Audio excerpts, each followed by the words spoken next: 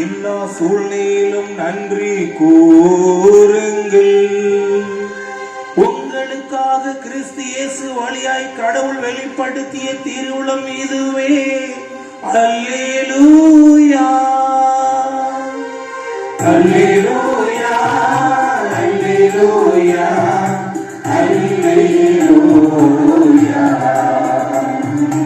அல்லேலூயா அல்லேலூயா அல்லேலூயா.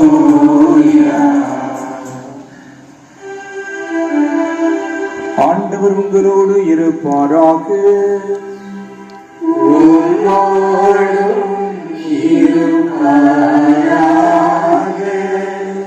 புனித லூக்கா எழுதிய பரிசுத்த நற்செய்தியிலிருந்து வாசகம்.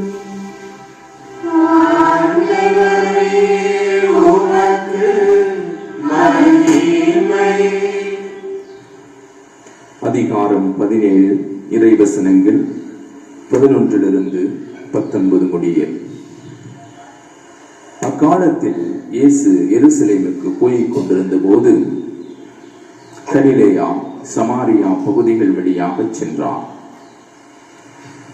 ஒரு ஊருக்குள் வந்த பொழுது 10 தொழுநோயாளர்கள் அவருக்கு எதிர்கொண்டு வந்து தூரத்தில் நின்று கொண்டே, ஐயா, இயேசுவே, எங்களுக்கு இறங்கும் என்று உரக்க குரல் எழுப்பி வேண்டினார்கள்.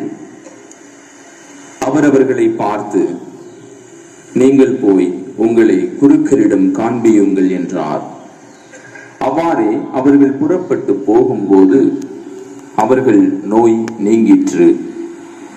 அவர்களுள் ஒருவர் தம் இனி தீர்ந்திருப்பதைக் கண்டு உரத்த குரலில் கடவுளை போற்றி புகழ்ந்து கொண்டே இயேசுவிடம் திரும்பி வந்தார். அவருடைய காலில் முகம் குப்புற விழுந்து அவருக்கு நன்றி செலுத்தினார். அவரோ ஒரு சமாரியர். இயேசு அவரை பார்த்து, 10 பேர்களின் நோயும் குணம் ஆகவில்லையா? மற்ற 9 பேர் எங்கே? கடவுளை போற்றி புகழ அந்நியராகிய உம்மை தவிர வேறெவரும் திரும்பி வர காணோமே என்றார். பின்பு அவரிடம், எழுந்து செல்லும், உனது நம்பிக்கை உமக்கு நலமளித்தது என்றார்.